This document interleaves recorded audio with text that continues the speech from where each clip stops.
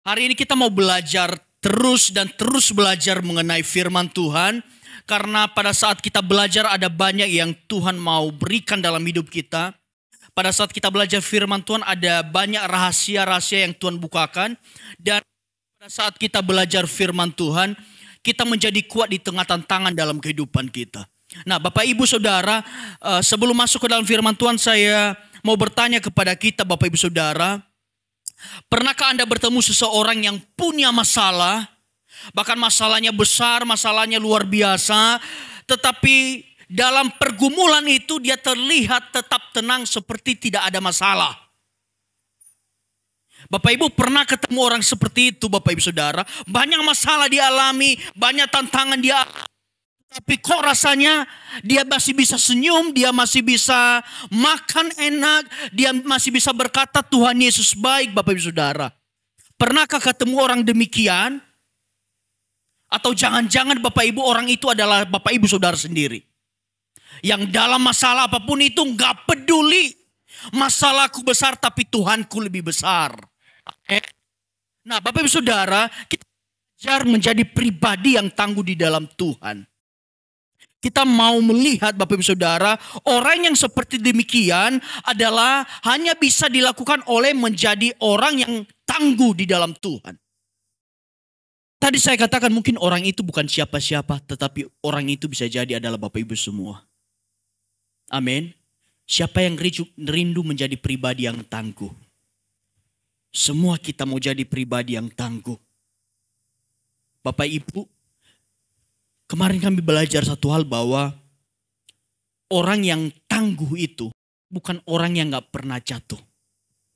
Orang yang tangguh itu bukan orang yang gak pernah gagal.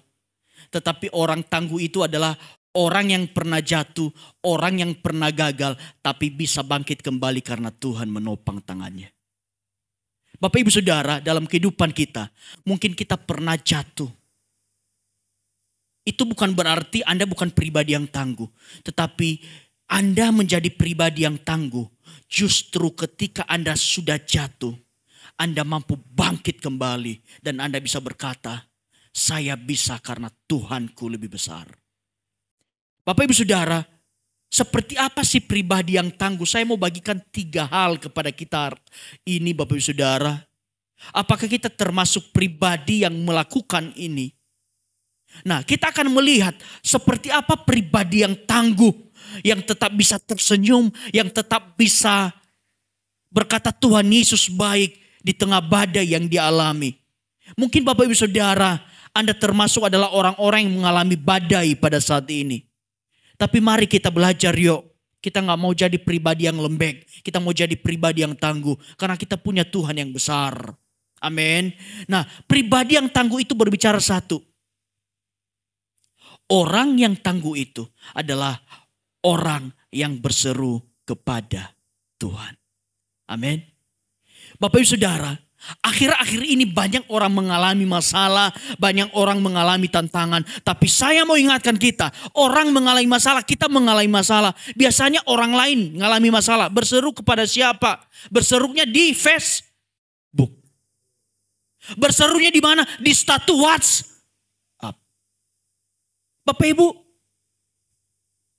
setiap mengalami masalah kecil besar, tempat seruannya adalah Facebook, WhatsApp, Instagram, media sosial, apapun itu. Tapi saya rindu anak-anak Tuhan, ketika engkau mengalami masalah, engkau gak berseru di Facebook, amin. Tapi engkau berseru kepada Tuhan. Engkau minta tolong kepada Tuhan. Nah, Bapak Ibu Saudara, kita baca satu ayat. Mazmur 118. Dalam kesesakan. Dikatakan apa? Aku telah berseru kepada siapa? Kepada Tuhan. Bukan dikatakan dalam kesesakan aku telah berseru kepada tetangga. Dalam kesesakan aku telah berseru kepada Facebook. Tapi dikatakan dalam kesesakan aku telah berseru kepada Tuhan. Kenapa? Karena Tuhan telah menjawab aku dan memberi kelegaan.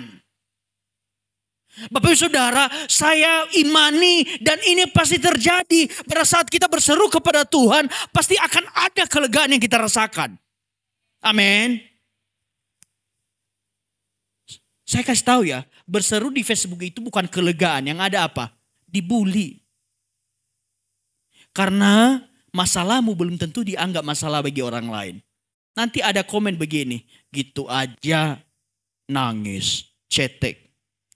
Bapak Saudara, di Korea, tahu Korea yang ada opa, bukan opa Indonesia, opa Korea beneran. Banyak artis-artis yang bunuh diri. Terakhir kemarin ada satu artis yang bunuh diri, kira-kira 1 mingguan. Beberapa waktu yang lalu ada banyak artis yang bunuh diri. Cuma satu. Karena gak tahan dibully di media sosial. Bapak Ibu, seperti inikah pribadi yang tangguh? Saya mau katakan kepada Bapak Ibu, saya pribadi, saya belajar untuk tangguh.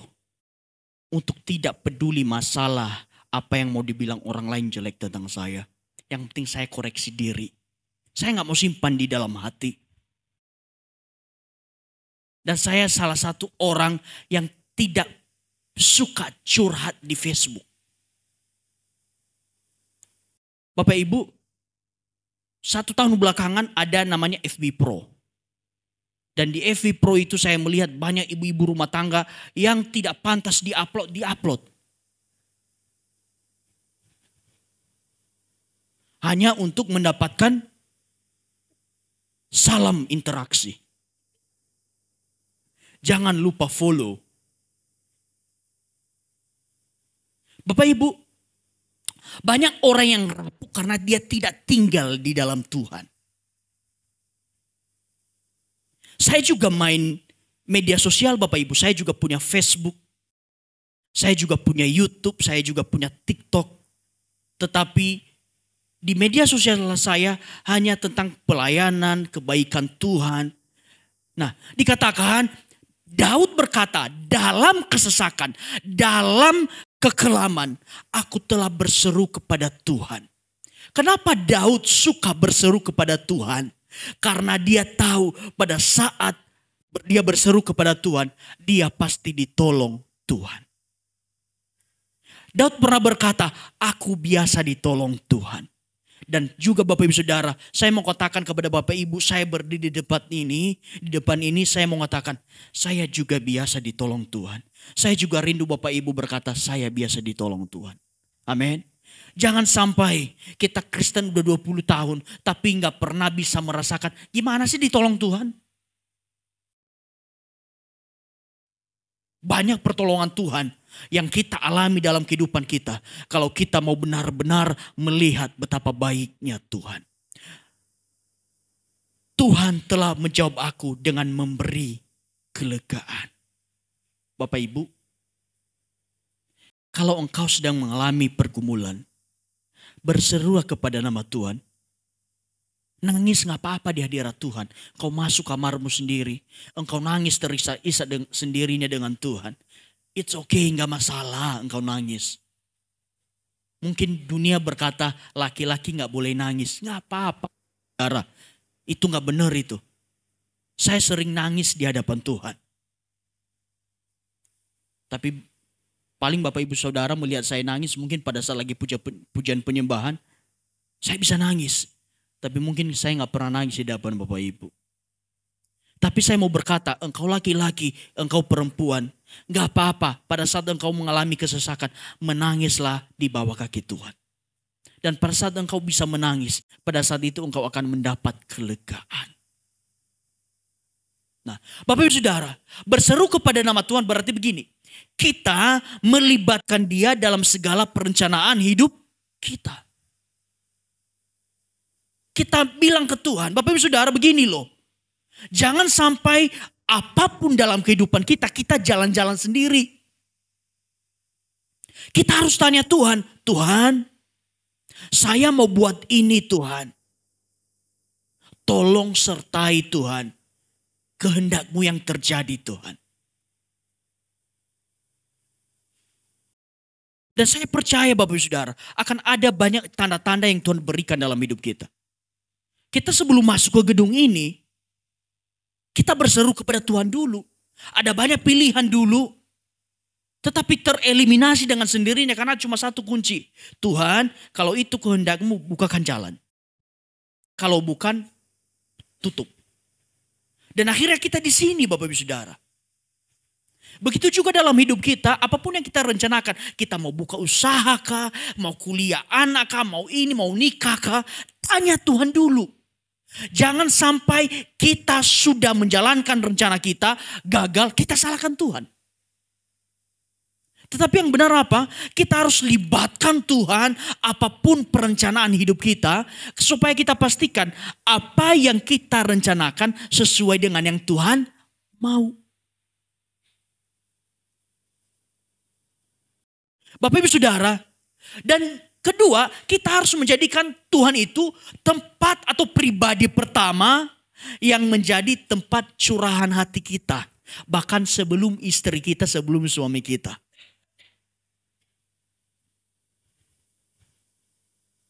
Bapak Ibu, seberapa dari kita yang menjadikan Tuhan pribadi yang kesekian yang untuk kita mengadu? Kita ngalami masalah buru-buru cerita ke tetangga, kita ngalami masalah buru-buru cerita ke ini, ke itu, ke ini, ke itu. Ketika mentok nggak bisa apa-apa baru cari Tuhan. Tapi saya mau bilang kepada kita, apapun masalahnya, jangan cari siapa-siapa dulu. Tetapi cari Tuhan dulu. Tahu nggak? Kalau kita ngutamain Tuhan dalam hidup kita, maka terlebih lagi kita terutama di hadapan Tuhan. Amin. Bukan masalah dia mengutamakan kita, karena dari awal dia mengutamakan kita. Bisa jadi Bapak Ibu Saudara, kita ngalami, kita ada sesuatu yang kita butuh dan Tuhan sudah berdiri untuk memberikan pertolongan. Tetapi kita masih belok kiri, belok kanan, cari pertolongan lain. Padahal sedang ada Tuhan yang menunggu untuk memberikan pertolongan kepada kita. Makanya harus Tuhan yang pertama kita hubungi. Nomor telepon Tuhan itu gak berubah Bapak Ibu Saudara. Ada yang tahu nomor telepon Tuhan? Ada yang tahu Bapak Ibu? Doa. Kalau engkau mau telepon Tuhan, kalau engkau mau ngomong sama Tuhan, berdoalah. Dan tidak pernah ada perkataan yang keluar dari mulut kita, Tuhan tutup telinga.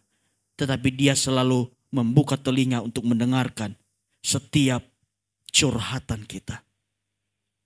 24 jam. Engkau bangun subuh-subuh, dia ladeni. Siang-siang pun oke katanya. Sore-sore juga oke gas katanya. Yang penting kita mau datang kepada Tuhan. Amin. Dan kemudian Bapak Saudara, berseru kita berarti kita berdoa dalam segala keadaan. Segala keadaan itu begini, engkau lagi senang, engkau berdoa. Engkau lagi bahagia, engkau berdoa. Engkau lagi dalam kesesakan, engkau berdoa. Itulah yang membuat kita akhirnya kokoh tangguh di dalam Tuhan. Dan saya percaya Bapak Saudara, orang yang selalu berdoa kepada Tuhan adalah orang yang tenang di saat badai datang. Tapi orang yang gak pernah berdoa adalah orang yang tidak tenang.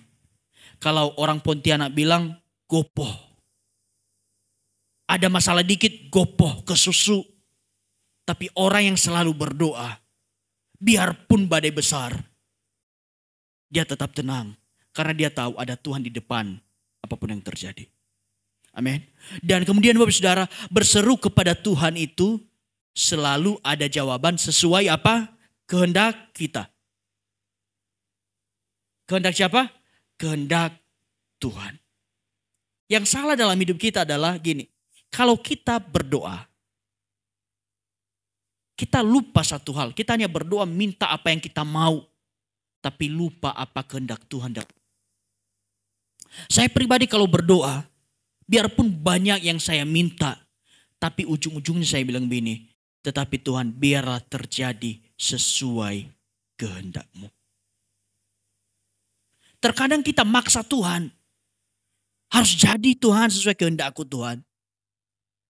Tapi saya mau katakan kepada Bapak Ibu, orang yang tangguh adalah orang yang mengutamakan kehendak Tuhan dalam hidupnya.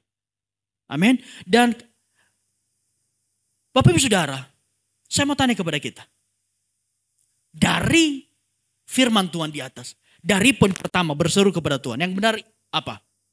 Dikit-dikit berdoa atau berdoa dikit-dikit. Amin. Dikit-dikit berdoa atau berdoa dikit-dikit. Begini Bapak Ibu Saudara. Terkadang kita hanya berpikir berdoa itu kita harus masuk kamar. Ngambil waktu. Iya benar. Tetapi lebih daripada itu, doa itu adalah all the time.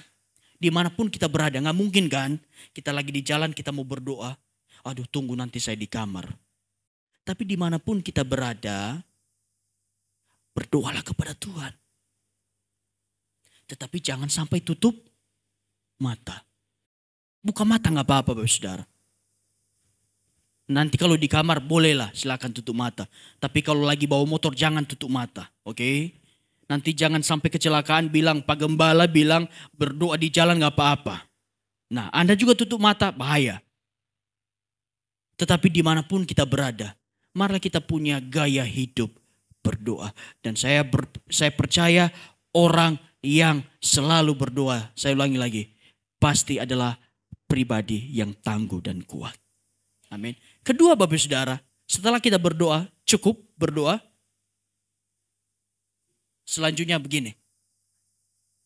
Kedua, berusaha. Saya mau kasih perumpamaan kepada Bapak Ibu. Bapak Ibu lapar nih. Bapak Ibu lapar, di rumah ada beras ada, di rumah ada ikan yang di freezer ada, tapi dirimu lapar. Kemudian engkau berdoa kepada Tuhan, Tuhan, aku lapar sangat Tuhan. Tetapi kemudian engkau tidur lagi, apakah berasmu bisa matang? Tidak. Jadi begini Bapak Ibu Saudara, dikatakan di firman Tuhan, iman tanpa perbuatan adalah mati. Tetapi iman yang disertai perbuatan itulah iman yang menghasilkan mujizat. Bapak Ibu Saudara, kalau kita hanya berpikir bahwa berdoa itu cukup. Enggak, orang yang beriman itu enggak hanya berdoa. Tetapi di balik dia berdoa, ada tindakan-tindakan yang dia lakukan. Karena apa? Karena Tuhan bilang begini. Kita tahu sekarang bahwa Allah turut bekerja dalam segala sesuatu untuk mendatangkan kebaikan bagi mereka yang mengasihi Dia, yaitu bagi mereka yang terpanggil sesuai rencana Allah. Saya mau tanya kepada kita Bapak Ibu, kalau Tuhan berkata turut bekerja berarti apa? Yang kerja dulu siapa? Tuhan atau kita? Kita dulu bekerja, baru Tuhan turut bekerja. Bapak Ibu Saudara, Allah itu suka dengan orang yang bekerja dan berusaha, bukan dengan orang malas. Bahkan berkali-kali Tuhan di Amsal dikatakan, orang yang malas itu janganlah ia makan. Tuhan juga ketika menciptakan langit dan bumi segala isinya, dia bekerja selama 6 hari, betul? Jadi sebenarnya orang yang beriman itu, saya percaya orang yang beriman itu adalah orang yang bekerja dan berusaha, bukan orang yang malas.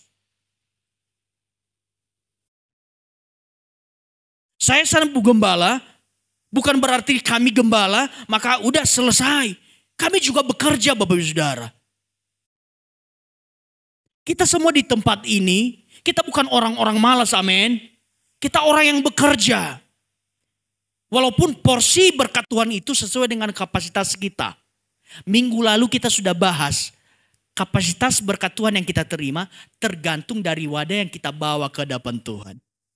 Kalau engkau bawa panci kecil, maka gak mungkin Tuhan kasih seember. Karena tumpah.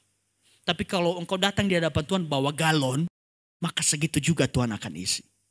Terkadang kita salah. Kita merengek-rengek ke Tuhan. Tuhan minta seember. Tapi kita hanya bawa mangkok.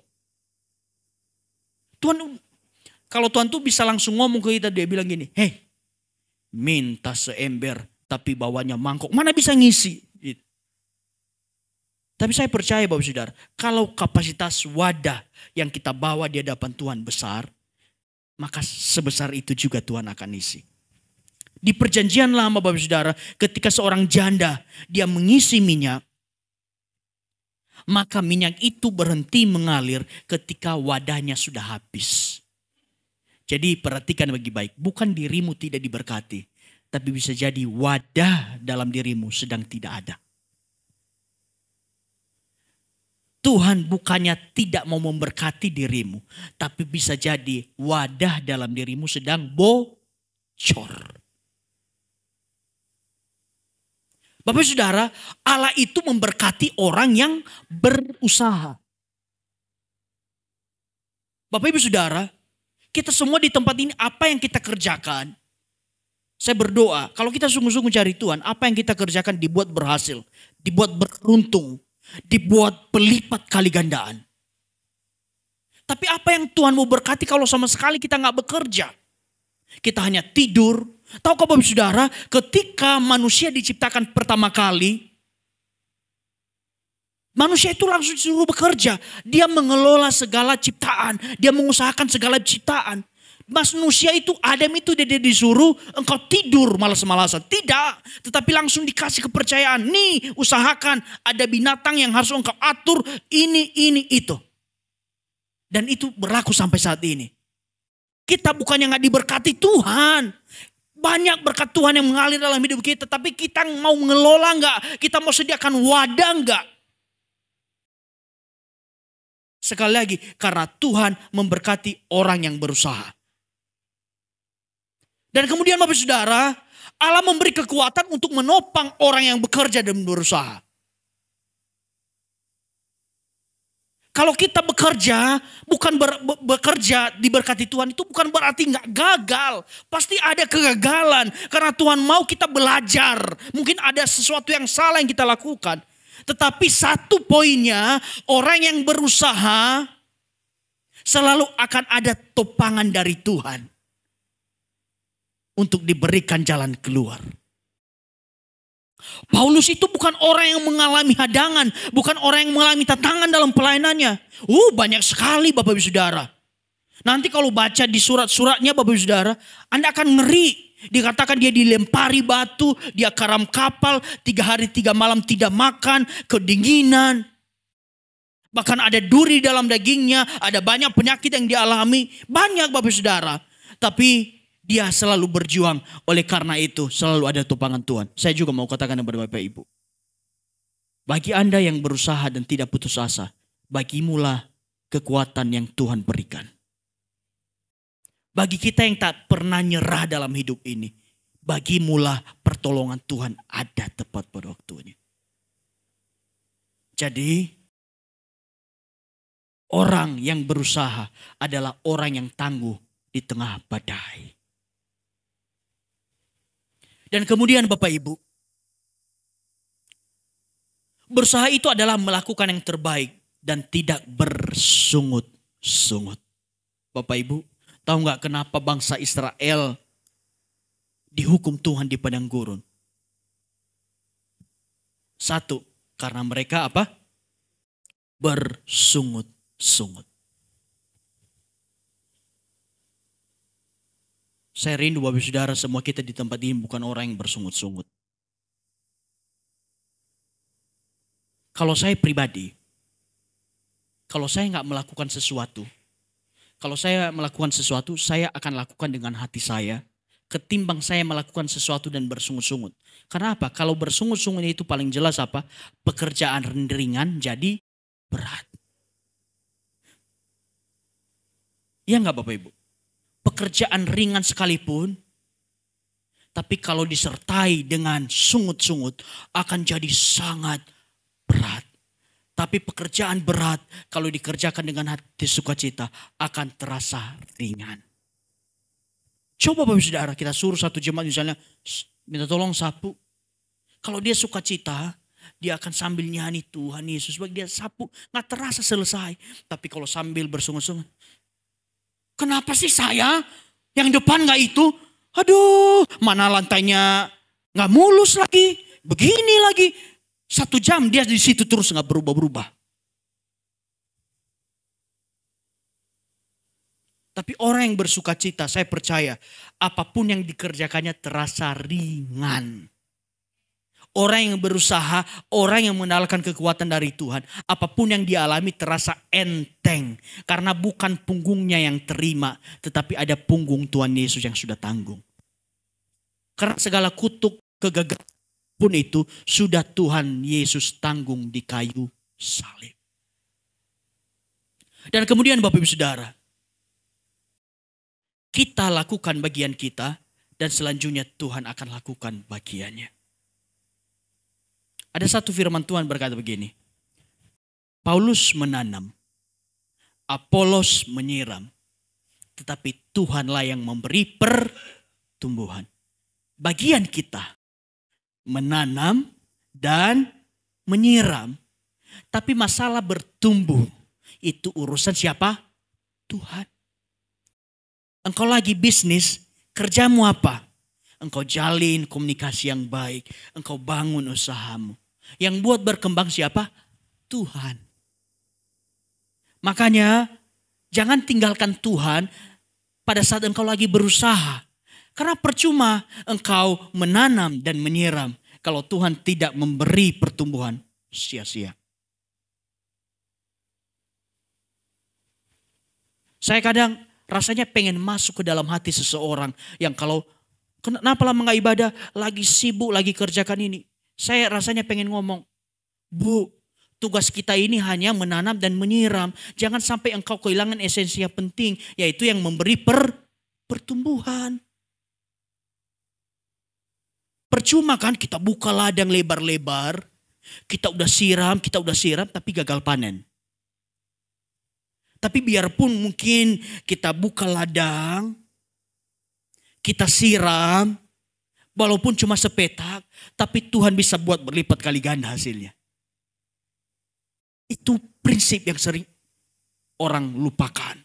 Bahwa Tuhan sanggup melipat kali gandakan dari apa yang kita kerjakan. Tuhan bisa membuat yang mustahil menjadi mungkin. Itu yang sering orang lupakan. Dia pikir menanam dan menyiram itu cukup. Memang menanam dan menyiram itu harus kita lakukan. Tetapi lebih daripada itu, yang memberi pertumbuhan, yang punya keputusan adalah Tuhan. Amin. Jadi selain berdoa, maka juga berusaha. Amin. Sudah 2 Bapak Ibu Saudara. Kalau menjadi yang pribadi yang tangguh, jadilah orang yang suka berdoa dan suka bekerja. Dan ketiga, kalau kita sudah lakukan bagian kita berdoa, kita bekerja. Ini yang terakhir. Kita berserah kepada Tuhan. Saya mau tanya kepada Ibu, berserah atau menyerah? Lebih bagusan mana, berserah atau menyerah? Berserah ya. Kalau berserah itu berarti kita percayakan. Tapi kalau menyerah, Tuhan aku gak sanggup. Saya gak mau lagi deh Tuhan. Setiap hari saya rindu kita berserah kepada Tuhan. Bukan kita menyerah. Bapak Ibu Saudara begini, kita baca satu ayat. Mazmur 37 ayat 5, dia kata begini. Serahkanlah hidupmu kepada Tuhan dan percayalah kepadanya. Dia akan bertindak. Amin. Kalau kita sudah serahkan ke Tuhan, maka dia pasti bertindak. Kalau kita serahkan hidup kita ke Tuhan, maka Tuhan akan dandani hidup kita. Bapak Ibu Saudara, berserah itu artinya apa? Melepaskan kendali atas diri kita dan menyerahkannya kepada Tuhan Yesus. Tuhan, inilah keluargaku. Engkaulah yang jadi kepala atas rumah tanggaku. Engkau pimpin keluargaku. Tuhan, kuserahkan anak-anakmu di dalam tanganmu. Engkau pimpin mereka sesuai kehendak-Mu. Tuhan, aku serahkan usahaku Tuhan yang kecil ini. Bukan kehendakku terjadi, tapi kehendak Tuhan yang terjadi. Saya kasih tahu rahasia begini Bapak Ibu Saudara. Mau berbisnis enak? Mau berbisnis enak? Mau. Caranya gampang. Jadikan pemilik usaha itu Tuhan Yesus. Kalau dia pemilik usaha itu berarti dia yang tanggung jawab. Seringkali apa Bapak Saudara? Kita genggam kuat-kuat. Saya pemilik usaha ini. Hati kita melekat di situ. Sehingga apa? Kita nggak biarkan Tuhan bekerja lebih dahsyat untuk membentuk. Tapi kalau kita tahu cerita yang beberapa minggu lalu di awal-awal bulan Januari saya katakan ada satu pengusaha yang akhirnya dari 10% dia kembalikan perpuluhan, lama-kelamaan 50%, dan naik lagi dia katakan sekarang gantian, punya Tuhan 90, punya saya 10. Oh saya ingat namanya, Stanley Tam, plastik. Perusahaan plastik. Dan terakhir Bapak Saudara, dia bilang, Tuhan udah terlalu banyak berkat Tuhan untuk saya serahkan untuk Tuhan 100%. Dan akhirnya diganti nama perusahaannya menjadi Jesus Corporation. Semakin engkau serahkan hidupmu kepada Tuhan, semakin akan buat semakin besar. Tetapi semakin engkau genggam apa yang engkau punya, itu akan semakin ciut. Tahu balon ini Bapak Saudara? Kalau semakin kita genggam, maka akan pecah. Tapi semakin ditiup kecil, semakin kecil, maka akan semakin besar. Hidup kita juga gitu. Kalau kita hanya bertahan Bapak Ibu Saudara, maka nggak bisa Tuhan bekerja dengan luar biasa. Tapi kalau kita serahkan kepada Tuhan, kendali hidup kita serahkan kepada Tuhan, maka engkau akan melihat Tuhan bekerja luar biasa. Amin. Dan juga Bapak Saudara mempercayai Tuhan sanggup melakukan segala sesuatu. Tuhan sanggup sembuhkan saya. Tuhan sanggup berkati usaha saya. Tuhan sanggup berkati anak-anak saya. Tuhan sanggup berkati keluarga saya. Maka saat itu engkau mengalami kemenangan. Tetapi ingat, sebelum engkau mengalami kemenangan biasanya ada banyak kerikil yang engkau alami. Tapi tujuannya apa? Untuk membentuk engkau layak di hadapan Tuhan. Dan kemudian Bapak Saudara, kita menerima segala kehendak Tuhan apapun yang terjadi dalam hidup kita. Ada yang tahu orang paling saleh di dunia? Ayub. Dia bilang ke istrinya, kau bicara seperti orang gila. Masa kita mau terima yang baik saja dari Tuhan, tapi tidak mau terima yang buruk? Ketika Ayub mampu bersyukur dalam dua keadaan. Setelah berakhir badai kehidupan, yang terjadi apa?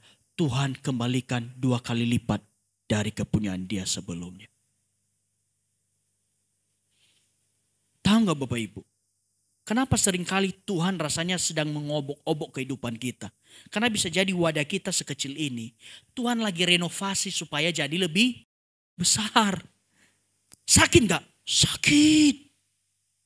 Bahkan mungkin bisa teriak, Tuhan ampun. Tapi kan tujuannya satu, supaya kapasitas kita semakin besar. Saya rindu Bapak Saudara kita punya paradigma bahwa semakin Tuhan bentuk hidupmu, bukan untuk menghancurkanmu, tapi untuk semakin memperbesar kapasitas hidupmu. Amin. Karena Tuhan itu pejunan yang sangat pandai. Dia pandai membentuk hidup kita semakin indah. Dia sanggup mengubah kita dari sampah menjadi emas perak berharga. Dan Bapak Ibu Saudara, berserah itu berarti kita menyerahkan segala kekhawatiran kita kepada Tuhan. Khawatir itu gak bisa dihindari. Kita ngalami pasti. Atau ada yang gak pernah ngalami kekhawatiran? Kita semua mengalami kekhawatiran. Tetapi cara menyelesaikan kekhawatiran menentukan kita pribadi yang kokoh atau lemah. Kalau kita mengalami kekhawatiran, it's okay kita khawatir. Tapi kemudian kita serahkan ke Tuhan. Datang ke Tuhan. Tuhan, saya sedang khawatir tentang ini. Tuhan tolong. Dan saya percaya Bapak Saudara, orang yang tangguh itu bukan orang yang gak khawatir. Tapi orang yang tangguh itu adalah orang yang menyerahkan kekhawatirannya di hadapan Tuhan. Dan kemudian Bapak Saudara, saya mau tanya. Kira-kira berserah itu, Tuhan atur saya ikut atau saya atur Tuhan ikut? Tuhan, itu yang bagus. Oke. Yang sering kita lakukan adalah Tuhan atur saya ikut atau saya atur Tuhan ikut.